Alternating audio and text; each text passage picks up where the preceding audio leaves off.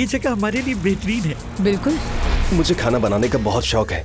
मैं और सुमैया आंटी एक बिजनेस खोलना चाहते हैं, इसलिए मैं आपसे इजाजत लेने के लिए आया हूँ। ठीक है बेटा। आप कैसे हैं? आपको देखकर बेहतर हो गया, खासकर आपकी आंखों की चमक, माशाल्लाह। और आपकी पलकें बहुत खूबसूरत हैं। मुझे जबरदस्ती रखी यहाँ पर। बेटी तुम खुद खिड़की से नीचे गिरी थी। आपके बेटे ने धक्का दिया था मुझे।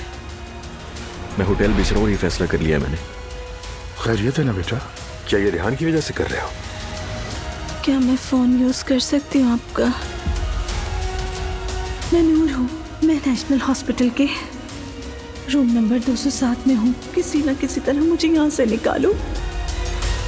खाला, मुझे आपसे फौरन मिलना है अभी।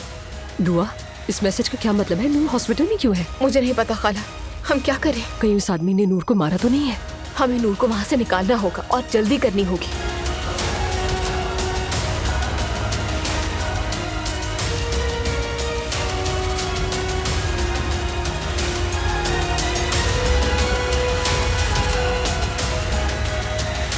ये क्या कह रहे हो तुम?